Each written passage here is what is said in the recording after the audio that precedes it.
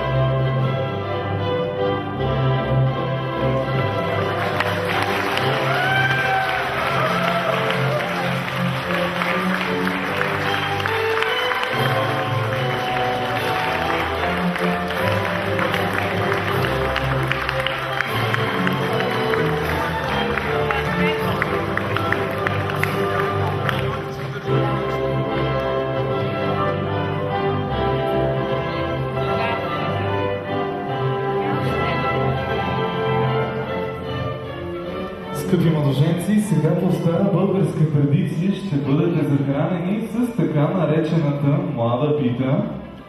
Dear Theodore and John, now following the Bulgarian tradition, you will have so-called young bread. Ето, нека тъщата да отчупи едно парченце потопено в сол, специално за младоженеца. The mother-in-law will give, especially to the groom, a piece of bread with salt. Разбира се, солените залци символизират неизбежните солени моменти във вашата връзка, затова нека да бъдат по-малко. And these salt bites are symbol of the salty moments in your life when we wish your day to be very few. Ето, разбира се, сега очубихме едно залче потопено в сол, също така и за нашата булка. And now the bread and salt was given also to the bride. Следващите залци, скъпи младоженци, ще бъдат потопени в мед. Медта символизира хубавите и сладки моменти във вашата връзка. The next bread will be bread and honey, which is symbol of the sweet life which is coming. Ето, разбира се, първо нашата булка ще опита от тези сладки моменти. Но разбира се, сега ще отчупиме едно залче потопено в мед, също така и за нашият младоженец. Нека да не щадим мета, нека да има много мед, за да има много сладки моменти между вас.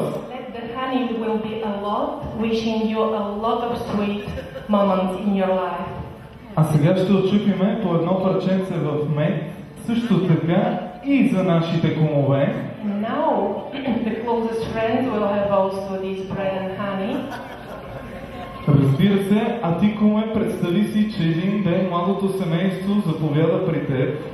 And you should now, having this bread and honey, you should imagine when the young couple come sometimes to you.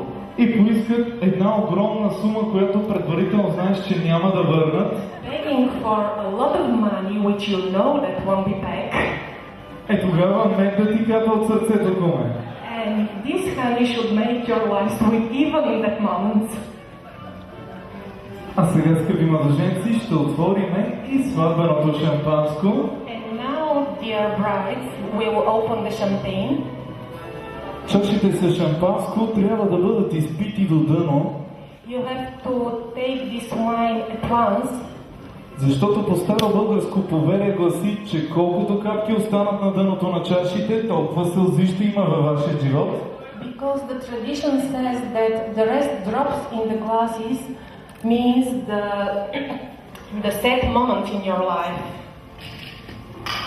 Затова нека всички да изпиеме чашите до дъно. That's why all we have to take this wine. И да обърнем обратно чашите, за да видим, че няма нито една капка в тях. And show that there is not even a drop rest in the glass.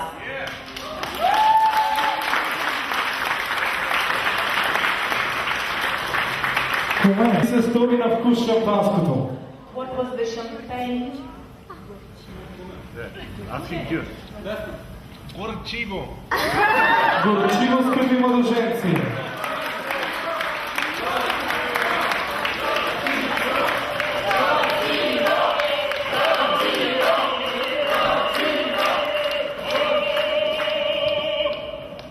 А сега, скъпи младоженци, пред вас има едно менче, пълно с вода и две цвечета. Now you have the pot of water with water in front of you with two flowers in it. Може смело да пристъпите напред и да ритнете You have менчето, to go ahead and to kick it, за да може да плисне вода и да ви върви напред все по вода. and let your life will be smooth as the water. Нека сега да попитаме кумът. Куме, кое цветче изкочи по-напред? Бялото или червеното? Which flower one was first, the red or the white? The red one. Кумът каза червеното. Скъпи младоженци, тук що кумът ви пожела първата рожба да ви бъде момченце. Which means that the wish is that the first kid should be a son. Обаче тук що кумът се поправи така и каза, че бялото цвече е по-напред. But there was a mistake and the white flower was ahead. Затова, скъпи младоженци, нека да ви пожелаем първата рожба да ви бъде момиченце. So we wish you to have a daughter at first. А сега, скъпи младоженци, може спокойно да минете напред по водата и да се настаните на местата си. Now please pass over this water and take your seats. Скъпи младоженци, сега хубаво хванете богачата и по сигнал на кумът трябва да я разчупите. Now Ian will give a sign and they have to break the bread. Come on.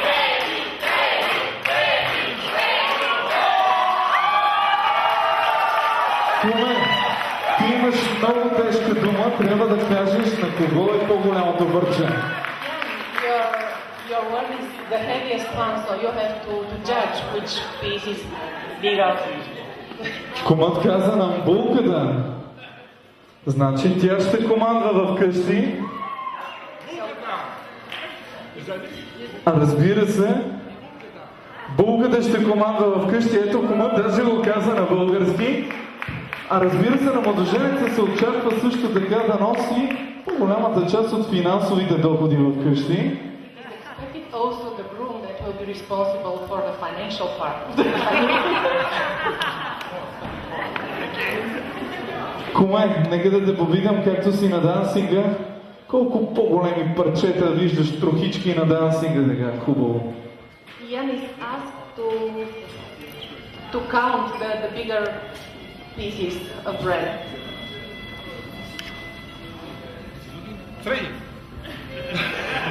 Кумът каза 3. Скъпи младоженци, тук що кумът ви пожела 3 дечица да имате. Аплодисменти! It was a wish for 3 kids. А сега, скъпи дами и господа, младото семейство ще мине през всеки един от вас с чаша в ръка да благодари, че присъствате на тази прекрасна сватба. Ето и младото семейство. Ето, разбира се, първо хубаво ще се снимате с тази чудесна сватбена торта.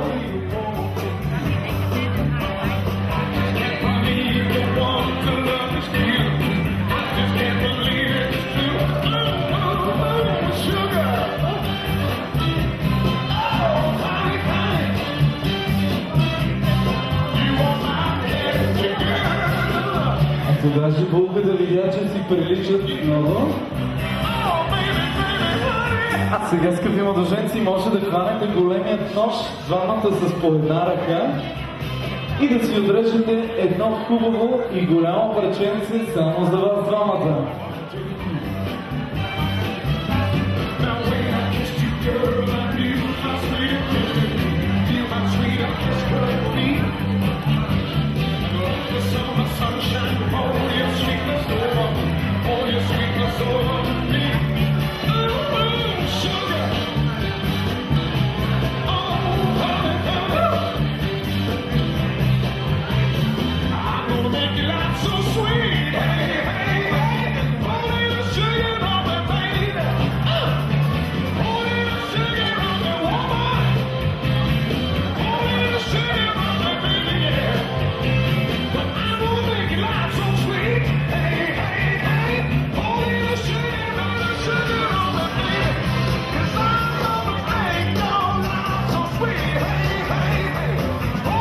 Хайде да видим младото семейство как ще си подслади живота с едно хубаво парченце торта.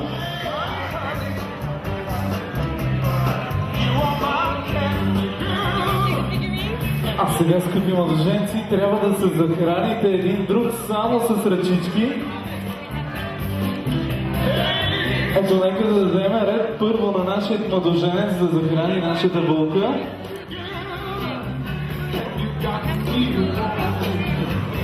Хайде, Джонатан, едно хубаво парченце торта за нашата красива Теодора.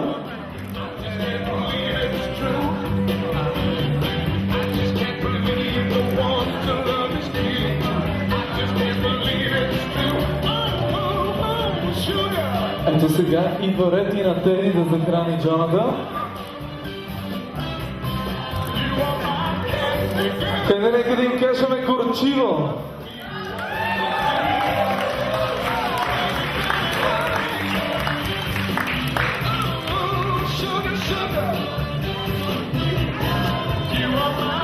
А сега, скъпи младоженци, нека да отрежеме по едно парченце също така и за вашите кумове, за да може дълги години да бъдат силни и да ви подкрепят. Хайде, нека да отрежеме две парчета, едно за кумата, едно за кумът.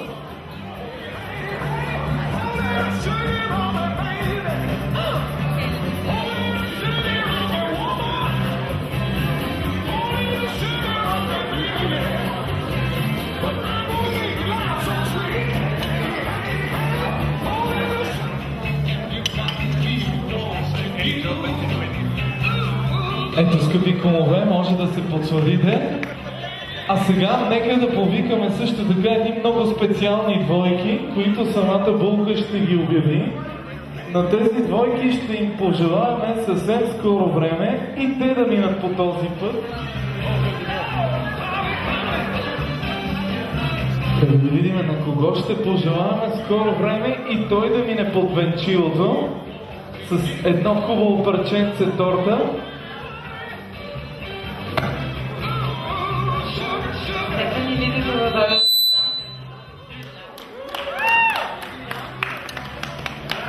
Хайде, нека да ги аплодираме, да ги окуражиме.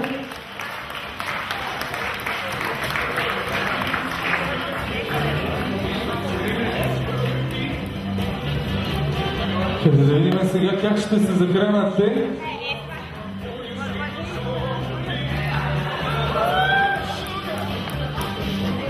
Аплодисменти за тях, нека да им кажем горчиво.